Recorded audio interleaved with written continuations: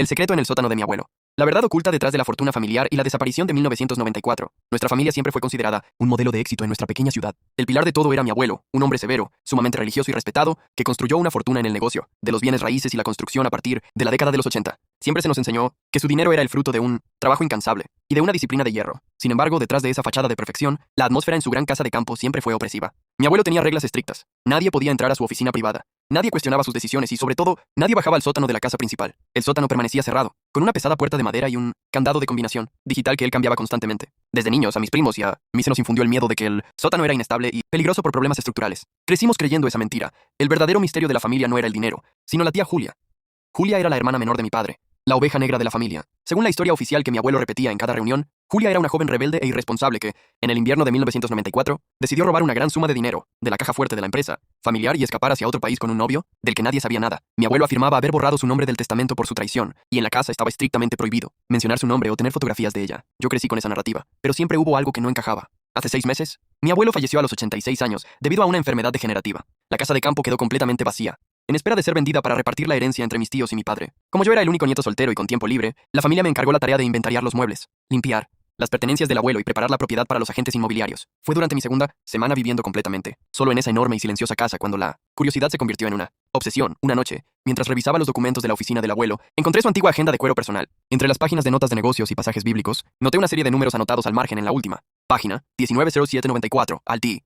Principio pensé que era una fecha cualquiera, pero de inmediato recordé el candado del sótano. Bajé las escaleras a medianoche, con el corazón acelerado, y digité los números en el panel digital. El candado emitió un pitido, y la pesada puerta de madera se abrió con un crujido pesado. El sótano no estaba en ruinas como nos habían dicho. Era un espacio amplio, impecablemente limpio y revestido de concreto. Al fondo del pasillo había una habitación cerrada con una cerradura convencional, cuya llave encontré en el mismo llavero del abuelo. Al encender la luz, me encontré con lo que parecía un pequeño archivo judicial privado. Había estanterías repletas de carpetas con nombres de personas, registros financieros alternativos de la empresa de construcción y, en el rincón más oscuro, un baúl metálico cerrado con candado. Utilicé una herramienta para forzar el cerrojo del baúl, asumiendo que encontraría pruebas de fraudes financieros o evasión de impuestos que explicarían el origen oculto de la fortuna familiar. Lo que encontré fue mucho peor. Dentro del baúl no había lingotes de oro ni dinero en efectivo. Había objetos personales del pasado. Encontré una billetera de cuero gastada, un reloj de pulsera para mujer con la correa rota y un bolso de viaje que contenía identificaciones, tarjetas de crédito y el pasaporte intacto de mi tía Julia. El pasaporte me congeló la sangre. Si Julia se había escapado del país en 1994, como siempre afirmó el abuelo, ¿por qué sus documentos de identidad personales y su bolso de viaje seguían encerrados en el sótano de la casa? Debajo de las pertenencias de Julia, encontré un diario manuscrito por ella que terminaba abruptamente en julio de 1994. Al leer las últimas páginas, la verdad comenzó a revelarse. Julia no era una ladrona. Ella había descubierto que la constructora de mi abuelo estaba siendo utilizada para lavar dinero de organizaciones delictivas locales y que él había saboteado intencionalmente la estructura de un edificio público en construcción para cobrar un seguro millonario, un incidente que en su momento cobró la vida de 2 obreros. Julia detalló en su diario que planeaba entregar toda la documentación a la Policía Federal la mañana del 20 de julio de 1994. La última frase del diario decía: el abuelo sabe que tengo las carpetas. Me descubrió revisando su oficina esta noche. El terror se apoderó de mí. Todo el dinero con el que se financió la educación de mi padre, mis tíos y la mía venía de la corrupción, el crimen y la sangre. Pero la pregunta más oscura seguía flotando en el aire. ¿Qué le había pasado realmente a la tía Julia? Si nunca se llevó el dinero ni los documentos, significaba que jamás salió de esa propiedad.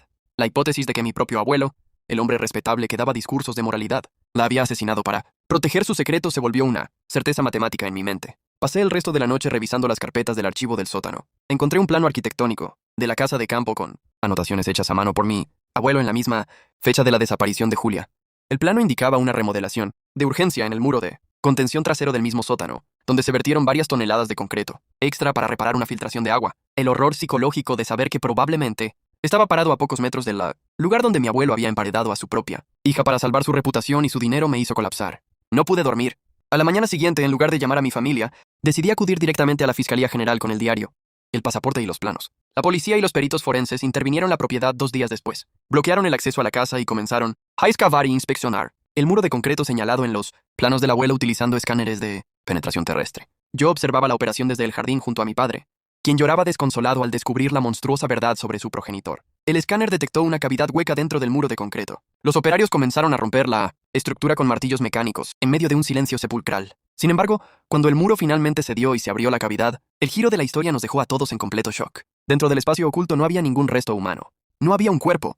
En su lugar, lo que mi abuelo había emparedado con tanto recelo, era una enorme caja fuerte de acero de alta seguridad, perfectamente conservada. Al abrirla mediante una orden judicial, descubrimos que contenía dos cosas: millones de dólares en bonos al portador no declarados y una carta mecanografiada por la propia tía Julia, fechada 10 años después de su supuesta desaparición, en el año 2004. La carta explicaba el verdadero desenlace. Julia nunca fue asesinada. El abuelo la descubrió, pero en lugar de matarla, ambos llegaron a un acuerdo desesperado para evitar la destrucción mutua de la familia. El abuelo le entregó una fortuna en efectivo para que desapareciera del mapa de forma definitiva bajo una identidad completamente nueva en el extranjero, simulando el robo. A cambio, el abuelo guardó todas sus pertenencias reales y los documentos originales en esa caja fuerte como una garantía de silencio. Si Julia alguna vez hablaba con las autoridades desde el extranjero, el abuelo entregaría la caja fuerte para implicarla a ella también en el esquema de lavado de dinero.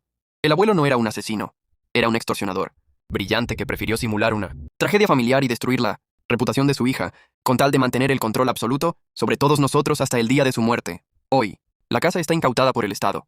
La fortuna familiar está congelada bajo investigación por lavado de activos y el apellido de mi familia quedó completamente manchado en los periódicos. Todo el imperio se derrumbó. Ahora me encuentro en la encrucijada de decidir si busco a mi tía Julia en algún rincón del mundo o si dejo que el pasado se quede enterrado para siempre.